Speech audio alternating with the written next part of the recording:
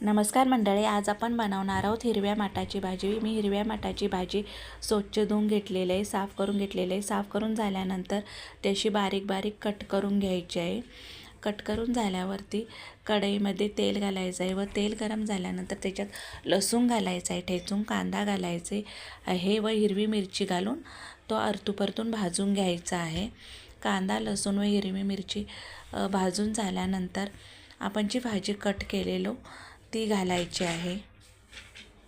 भाजी घालून झाल्यानंतर ती परतून घ्यायची आहे. आता भाजी परतून झालेली आहे. तिला 5 मिनटं झाकण ठेवून वाफवायला द्यायचं आहे. भाजी वाफून झाल्यानंतर त्याच्यामध्ये चवीनुसार आपण मीठ घालायचं आहे व आणखीन 2 मिनटं वाफवायला द्यायचं आहे व परतून अशी घ्यायची आहे. वरून ओलं खोबरं घालून परतून घ्यायची आहे. अशा प्रकारे हिरव्या मटाची भाजी बनवून तयार आहे. ही भाजी नक्की ट्राय करून पहा. धन्यवाद.